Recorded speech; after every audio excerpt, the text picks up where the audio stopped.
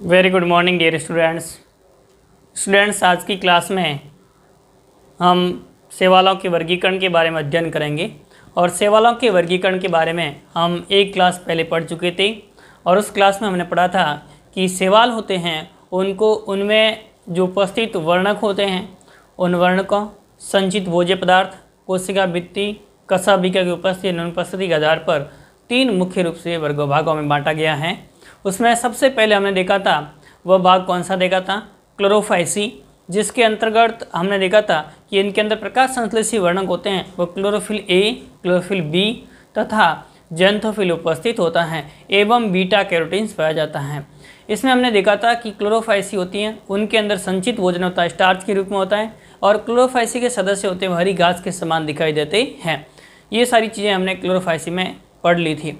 अब उसके बाद में सेकंड हम आज पढ़ेंगे और वो कौन सा हमें ध्यान रखना है, फियोफाइसी के बारे में ध्यान दीजिए। सेकंड जो वर्ग है वो कौन सा है, फियोफाइसी है, ये हमें ध्यान रखना है। फियोफाइसी के सदस्य होते हैं, इन्हें सामान्यतः किस नाम से जाना जाता है, भूरे शैवाल के नाम से जाना जाता है। तो ध्यान दीजिए, फियोफाइसी या भूरे शैवाल, फियोफाइसी को हम किस नाम से जानते हैं, भूरे शैवाल के नाम से जानते हैं। तो फियोफाइसी के सदस्य होंगे उन्हें हम ब्राउन एल्गी के नाम से जाना जाता है, भूरे शैवाल के नाम से जाना जाता है। फियोफाइसी या भूरे शैवाल होते हैं ये मुख्यतः समुद्री आवास में पाए जाते हैं। मुख्य रूप से कौन से जल में पाए जाते हैं, लवणीय जल में पाए जाते हैं, यानी समुद्रों के अंदर उपस्थित होते हैं, समुद्री आवास में पाए जाते हैं। मुख्य रूप से कौन से आवास में पाए जाते हैं, तो आपको क्या ध्यान रखना है, ये मुख्य रूप से समुद्री आवास में पाए जाते हैं, समुद्रों के अंदर उपस्थित होते हैं। अब ध्यान दीजिए, जो फियोफाइसी के सदस्य होते हैं उनमें जो मुख्य रूप से सदस्य होते हैं वो किस प्रकार के होते हैं, तो इनके सदस्य यानी भूरे शैवाल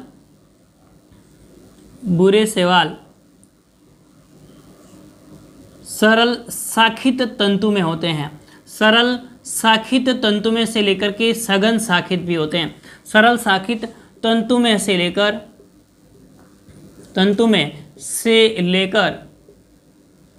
सघन, सरल शाखित तंतु में से लेकर सघन तंतु में संरचना के रूप में भी होते हैं या कैल्प समान भी होते हैं, कैल्प होते हैं, यानी सघन बहुकोशिकीय होते हैं, सघन होते हैं। और आप ध्यान दीजिए सघन शाखित होते हैं और सघन शाखित में उदाहरण आपको किसका ध्यान रखना है, कैल्प का। और जिनकी लंबाई होती है वह आपको ध्यान रखना है, जिनकी ऊंचाई या लंबाई कहें, जिनकी ऊंचाई 100 फीट तक होती हैं, जिनकी ऊंचाई होती है वो कितने फीट तक हो सकती है, 100 फीट तो हो सकती है। यानी इनमें कैल्प सदस्य होते हैं उनकी ऊंचाई होती है वो बहुत अधिक होती है, 50 या 60 या 100 फीट तक भी हो सकती है।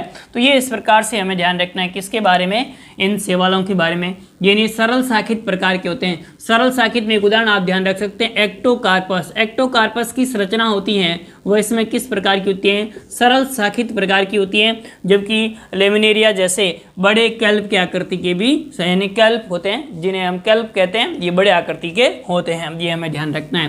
फिर उसके बाद में एक उदाहरण और ध्यान रख सकते हैं, सबसे बड़ी भूरी शैवाल है वो कौन सी है, तो आप ध्यान दीजिए सबसे बड़ी भूरी शैवाल है वह कौन सी है, तो आपको क्या ध्यान रखना है, मैक्रोसिस्टिस होती हैं, यह सबसे बड़ी भूरी शैवाल है। तो इस प्रकार से जो मैक्रोसिस्टिस है यह सबसे बड़ी भूरी शैवाल होती हैं। तो सबसे बड़े भूरी शैवाल है उसका उदाहरण भी आप ध्यान रख सकते हैं, मैक्रोसिस्टिस, यह सबसे बड़ी भूरी शैवाल है। अब ध्यान दीजिए, अगला हम देखते हैं कि शैवालों के अंदर ये तो आवास हो गया, इनके थैलस की संरचना होगी। अब इनका थैलस होता है वो 3 भागों में विभक्त होता है, यानी भूरे शैवालों का थैलस 3 भागों में विभेदित होता है।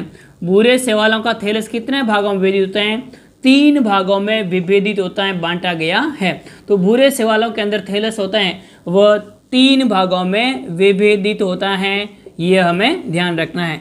कौन कौन से 3 भाग होते हैं उसमें ध्यान दीजिए, 3 भाग होते हैं। उसमें एक भाग होता है जिससे हम क्या कहते हैं, स्तापनाग कहा जाता है, जिसे हम क्या कहेंगे, स्तापनाग कहेंगे, या इसे हम होल्ड फास्ट कहा जाता है, स्तापनाग या होल्ड फास्ट कहा जाता है। ये संरचना दिखाई दे रही है, ये कौन सी, स्तापनाग, इधर भी ये दिखाई दे रही है स्तापनाग, या जिससे हम किस नाम से जाना जाता है, होल्ड फास्ट के नाम से जाना जाता है। इसकी सहायता से ये अधः स्तर से जुड़ा हुआ रहता है। स्तापनाग की सहायता से थैलस होता है, थैलस अधः स्तर से जुड़ा हुआ रहता है। थैलस अधः स्तर या जिसे हम सबस्ट्रेट्स कहते हैं, अधः स्तर से जुड़ा रहता है। जिसकी सहायता से थैलस होगा वह अधः स्तर से जुड़ा हुआ रहता है, कांटेक्ट में रहता है। दूसरा भाग हमें ध्यान रखना है वह इसके ऊपर का भाग ये होगा, और ऊपर का जो भाग होता है उसे हम व्रंत कहते हैं। क्या कहेंगे? व्रंत कहेंगे या स्टाइप कहा जाता है। तो इस प्रकार से सेकंड भाग कौन सा हो जाएगा? व्रंत या स्टाइप कहा जाता है। उसके बाद में ऊपर का पत्तीनुमा भाग होता है जिसे हम किस नाम से जानते हैं? फलक के नाम से जाना जाता है। ऊपर का पत्तीनुमा भाग होता है, उस पत्तीनुमा भाग को हम किस नाम से जानते हैं? फलक के नाम से जानते हैं। तो भूरे शैवाल होते हैं, उनका थैलस होता है वो 3 भागों में विभाजित होता है। ऊपर का जो फलक होगा इसे हम लेमिना कहते हैं। तो इस प्रकार से फलक या लेमिना होता है, ये हरे रंग का होता है और प्रकाश संश्लेषी होता है। और प्रकाश संश्लेषी हरे रंग की संरचना जो पत्ती होती है उसी के समान इनकी संरचना होती है। तो ये किसके समान संरचना होगी? पत्ती के समान संरचना होती है। इसमें वास्तविक प्रकार की पत्ती उपस्थित नहीं होती हैं, परंतु पत्ती के समान संरचना होती है। तो इस प्रकार से पत्ती के समान संरचना इसमें उपस्थित होगी। तो ये हमें ध्यान रखना है। इसमें फलक एवं व्रंत होते हैं, ये मिलकर के पत्ती समान संरचना का निर्माण करते हैं। और ये पत्ती समान संरचना होती है वह किसका कार्य करती है? तो आपको क्या ध्यान रखना है? प्रकाश संश्लेषण का कार्य करती हैं। तो पत्ती समान संरचना का निर्माण करेंगे और ये पत्ती समान संरचना होगी वह प्रकाश संश्लेषण का कार्य करती हैं। तो ये हमें ध्यान रखना है किसके बारे में?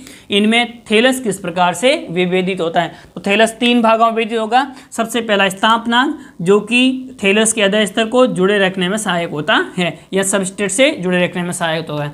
दूसरा आपको ध्यान रखना, व्रंत और फलक ये दोनों मिलकर के पत्ती समान संरचना के रूप में दिखाई देते हैं जो कि प्रकाश संश्लेषण का कार्य करते हैं। फिर उसके बाद में ध्यान दीजिए, इनकी कई कोशिका होती हैं, उसमें कोशिका भित्ति होती है, वो सेलुलोज से बनी होती हैं। तो इनकी कई कोशिका की कोशिका भित्ति, कई कोशिका की कोशिका भित्ति, कई कोशिका की इनकी कोशिका भित्ति होती हैं, वह कोशिका भित्ति किससे निर्मित होती हैं? तो आपको देखना है सेलुलोज से बनी होती हैं। सेलुलोज से बनी होती है, इंपॉर्टेंट है, ध्यान रखना है। सेलुलोज से बनी होती हैं, जिसके बाहर की ओर बनी होती है, जिसके बाहर की ओर, देखो ध्यान रखना, जिसके बाहर की ओर एल्जिनिक अम्ल का स्तर पाया जाता है। आपको मुख्य रूप से एल्जिनिक अम्ल और कुछ मात्रा में फ्यूसेनिक अम्ल भी उपस्थित होता है। तो ध्यान दीजिए, जिसके बाहर एल्जिनिक अम्ल, ध्यान देना आपको, कौन सा अम्ल? एल्जिन एवं फ्यूसेनिक अम्ल का स्तर पाया जाता है। ध्यान दीजिए, इंपॉर्टेंट है, इसमें कौन से अम्ल? एल्जिनिक अम्ल एवं फ्यूसेनिक अम्ल का स्तर पाया जाता है। तो इस प्रकार से एल्जिनिक अम्ल एवं फ्यूसेनिक अम्ल होता है, उसका क्या पाया जाता है? बाहर की ओर स्तर पाया जाता है, आवरण पाया जाता है। तो ये भी इंपॉर्टेंट एक पॉइंट है, आपको ध्यान रखना। इनकी कोशिका भित्ति किससे बनी होती है? सेलुलोज से, जिनके बाहर की ओर एल्जिनिक अम्ल एवं फ्यूसेनिक अम्ल उपस्थित होता है। तो एल्जिनिक अम्ल और फ्यूसेनिक अम्ल इनके बाहर की ओर हमें दिखाई देता है। नेक्स्ट अगला लक्षण ध्यान दीजिए, इनकी कोशिका का कोशिका द्रव्य या प्रोटोप्लास्ट होता है। कोशिका के कोशिका द्रव्य या प्रोटोप्लाज्म में क्या क्या संरचनाएं मुख्य रूप से उपस्थित होती हैं? तो प्रोटोप्लाज्म में लवक उपस्थित होता है। मुख्य रूप से क्या उपस्थित होते हैं? लवक या प्लास्टिड उपस्थित होते हैं। लवक और प्लास्टिड के अतिरिक्त इसमें आप ध्यान दीजिए तो इनके जो केंद्र होता है उस केंद्र में एक बड़ी रिक्तिका उपस्थित होती हैं। तो एक रिक्तिका उपस्थित होगी या वॉक्यूल्स या रसधानी जिसे हम कहते हैं उपस्थित होती हैं। रिक्तिका के अतिरिक्त इसमें बीच में केंद्रक भी पाया जाता है। तो इनकी प्रत्येक कोशिका के प्रोटोप्लाज्म में लवक के अतिरिक्त केंद्र भाग में रसधानी एवं केंद्रक उपस्थित होता है। तो रसधानी एवं केंद्रक इसमें देखे जाते हैं, ये हमें इसके प्रोटोप्लास्ट के अंदर ध्यान रखना है।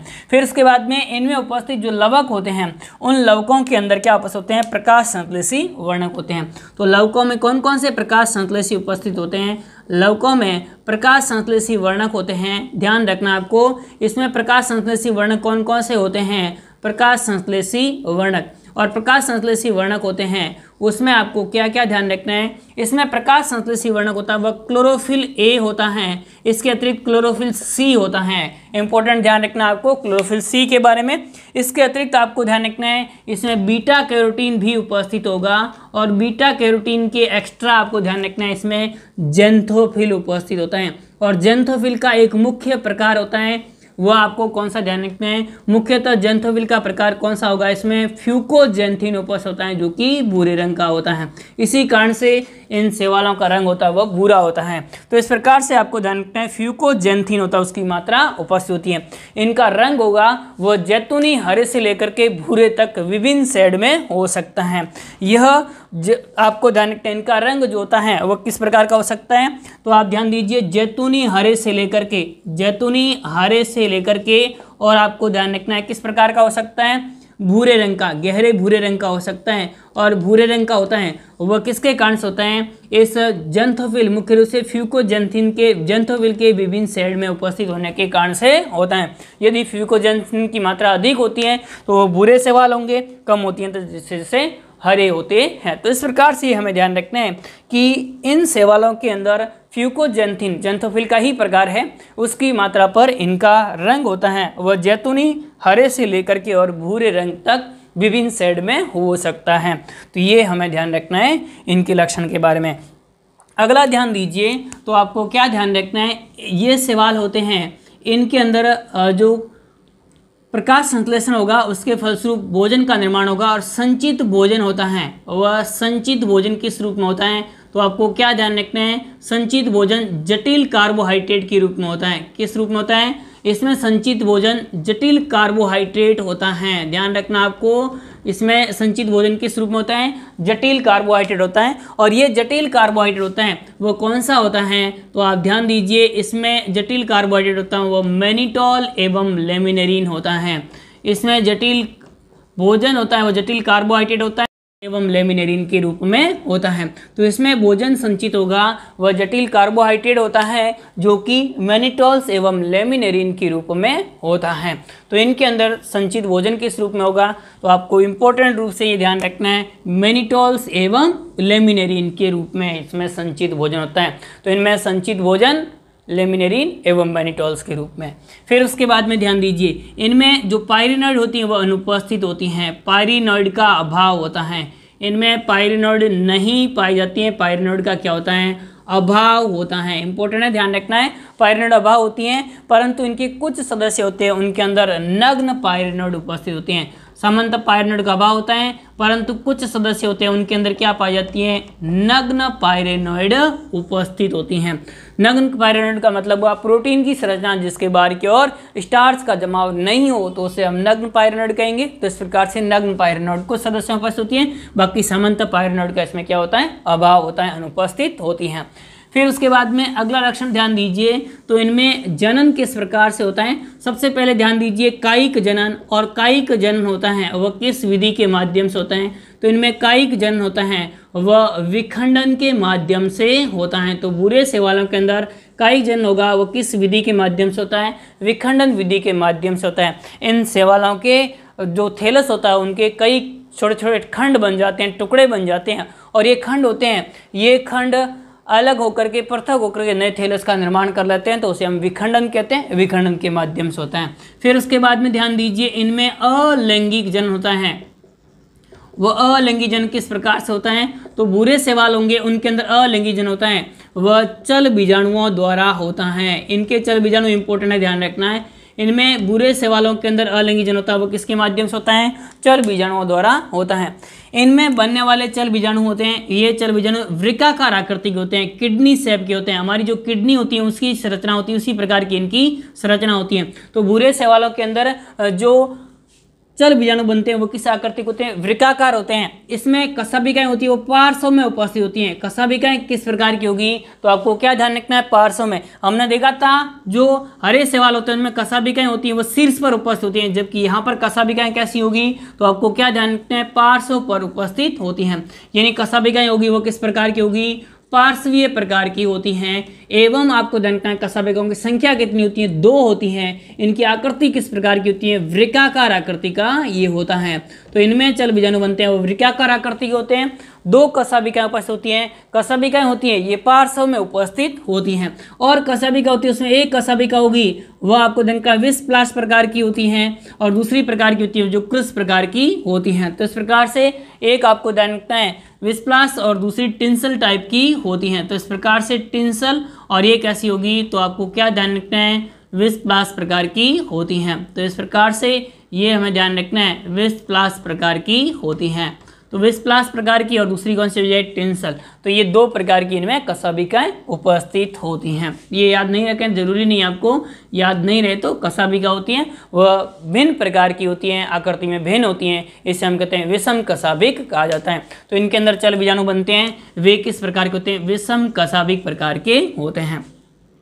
फिर उसके बाद में अगला हमें ध्यान रखना है, इसके अंदर कौन सा जनन, लैंगिक जनन। ध्यान रखना है आपको, बुरे शैवालों के अंदर लैंगिक जनन किस प्रकार का होता है। तो देखिए, बुरे शैवालों के अंदर लैंगिक जनन होता है वह समयुग्मकी प्रकार का भी होता है। इसमें लैंगिक जनन होगा वह समयुग्मकी प्रकार का हो सकता है, या आपको ध्यान रखना है इसमें लैंगिक जनन होता है वह असमयुग्मकी प्रकार का भी हो सकता है, और इसमें लैंगिक जनन होता है वह विषम युग्मकी प्रकार का भी हो सकता है। तो इनके अंदर आपको ध्यान रखना है, लैंगिक जनन होगा वह समयुग्मकी, असमयुग्मकी एवं विषम युग्मकी प्रकार का होता है। तो लैंगिक जनन तीनों प्रकार से हो सकता है, समयुग्मकी प्रकार का हो सकता है, असमयुग्मकी प्रकार का हो सकता है, या किस प्रकार का, विषम युग्मकी, आइसोगेमस, एन आइसोगेमस एवं ऊगेमस प्रकार का हो सकता है। समयुग्मकी प्रकार का एवं असमयुग्मकी प्रकार का होता है, उनमें जो युग्मक बनते हैं उन युग्मकों का जो संलयन होता है, युग्मकों का संगम होता है वह जल में होता है। युग्मकों का संगम होगा वह किस में होगा, जल में होता है, ये हमें ध्यान रखना है। और इसके युग्मक बनते हैं वे किस प्रकार के होंगे, चल प्रकार के होते हैं और द्विकशाभिका युक्त होते हैं। तो इनके अंदर युग्मक बनेंगे वे दो कशाभिका युक्त होते हैं, और इनका संगम होता है वह जल के अंदर होता है। तो आप क्या ध्यान दीजिए, समयुग्मकी एवं असमयुग्मकी युग्मकों का संगम जल में होता है, जबकि विषम युग्मकी होते हैं उनके अंदर युग्मकों का संगम होता है वह अंडधानी के अंदर होता है, अंडधानी में होता है। तो ये इंपॉर्टेंट है, ध्यान रखना है। इनमें विषम युग्मकी होते हैं उनके अंदर जो युग्मकों का संगम होता है वह अंडधानी में होता है, जबकि समयुग्मकी और असमयुग्मकी सदस्य होते हैं उनके अंदर युग्मकों का संगम होता है वह जल के भीतर होता है। तो ये हमें ध्यान रखना है। अगला ध्यान दीजिए, इनके उदाहरण कौन कौन से हैं। तो उदाहरणों में आपको ध्यान रखना है, उदाहरण एक्टोकार्पस, दूसरा आपको इसका उदाहरण ध्यान रखना है डिक्टियोटा, तीसरा आप उदाहरण ध्यान रखना लेमिनेरिया, सरगासम और फ्यूकस। ये सारे सदस्य है वह किन शैवालों के, बुरे शैवालों के हैं। बुरे शैवालों में अधिक मात्रा में आयोडीन उपस्थित होती है, और इस कारण से इनका उपयोग होता है वह खाद्य शैवालों के रूप में भी किया जाता है। आगे हम आर्थिक महत्व पढ़ेंगे तो उसमें डिटेल से इन बारे में देखेंगे। तो इनसे आयोडीन प्राप्त होता है, ये बुरे शैवाल होते हैं। ये पशुओं के आहार के रूप में भी उपयोग में लिए जाते हैं, खेतों में खाद के रूप में भी डाले जाते हैं। ये सारी डिटेल्स हम आर्थिक महत्व में देखेंगे। तो ये था हमारा फ्यूफाइसी। अब एक बार क्विक रिवीजन कर लेते हैं हम। सबसे पहले देखते हैं कि बुरे शैवाल होते हैं, इन्हें फ्यूफाइसी के सदस्यों को हम बुरे शैवाल क्यों कहते हैं, क्योंकि इसमें भूरे रंग का वर्णक फ्यूकोजेंथिन उपस्थित होता है। फिर उसके बाद में आपको ध्यान रखना है कि बुरे शैवाल होते हैं मुख्यतः कौन से आवास में पाए जाते हैं, समुद्री आवास के अंदर उपस्थित होते हैं, लवणीय जल के अंदर पाए जाते हैं। तो ये हमें ध्यान रखना है। फिर उसके बाद में बुरे शैवाल होते हैं वे सरल शाखित तंतु में से लेकर के और सघन शाखित प्रकार के भी हो सकते हैं, या कैल्प हो सकते हैं, और कैल्प की ऊंचाई होती है वो 100 फीट तक हो सकती है। फिर उसके बाद में आपको ध्यान रखना है सबसे बड़ी बुरी शैवाल वो कौन सी है, मैक्रोसिस्टिस है, ये हमें ध्यान रखना है। तो सबसे बड़ी बुरी शैवाल है वह कौन सी हमें ध्यान रखनी है, मैक्रोसिस्टिस है, वह सबसे बड़ी बुरी शैवाल है, ये हमें ध्यान रखना है। फिर उसके बाद में ध्यान दीजिए इनका थैलस होता है वो 3 भागों में व्यक्त होता है, स्थापनांग, व्रंत और फलक के रूप में। फलक और व्रंत होते हैं ये पत्ती समान संरचना के रूप में होते हैं, प्रकाश संश्लेषण कार्य करेंगे, जबकि स्थापनांग होता है वह स्तर से जुड़े रखने में इनको सहायता प्रदान करता है। फिर उसके बाद में कई कोशिका होगी, कोशिका भित्ति सेलों से बनी होती है, जिनके बाहर की ओर फ्यूसेनिक अम्ल एल्जेनिक अम्ल का स्तर पाया जाता है, और एल्जेनिक अम्ल और फ्यूसेनिक अम्ल उपस्थित होता है इनके बाहर की ओर, ये भी एक इंपॉर्टेंट लक्षण है। इनके कोशिका के प्रोटोप्लाज्म लवक, रिक्तिका और केंद्रक उपस्थित होते हैं, और लवकों में आपको ध्यान रखना है जो प्रकाश संश्लेषी वर्णक होते हैं वो कहाँ उपस्थित होते हैं, लवकों में। और लवकों में उपस्थित जो प्रकाश संश्लेषी वर्णक होते हैं उसमें क्लोरोफिल ए होता है, क्लोरोफिल सी उपस्थित होता है, बीटा कैरोटीन और फ्यूकोजेंथिन उपस्थित होता है। इनका रंग होता है वह जैतूनी हरे से लेकर के और भूरे रंग के विभिन्न शेड में होता है। यह रंग होगा वह फ्यूकोजेंथिन की मात्रा पर निर्भर करता है। फिर उसके बाद संचित भोजन जटिल कार्बोहाइड्रेट, मेंटोल और लेमिनेरिन के रूप में होता है। कायिक जनन विखंडन के द्वारा, अलैंगिक जनन चल बीजाणु द्वारा, लैंगिक जनन समयुग्मकी, असमयुग्मकी एवं विषमयुग्मकी प्रकार का होता है। असमयुग्मकी और समयुग्मकी होता है, उनमें युग्मकों का संगम होगा वो जल में होता है, जबकि विषम युग्मकी होते हैं उनमें युग्मकों का संगम अंडदानी के भीतर होता है। इनमें पायरेनोइड का अभाव होता है, कुछ सदस्यों में पायरेनोइड उपस्थित होती है तो वो नग्न प्रकार की होती हैं। तो ये था फियोफाइसी। अगली नेक्स्ट क्लास में हम रोडोफाइसी के बारे में अध्ययन करेंगे। तब तक के लिए धन्यवाद। Thank you.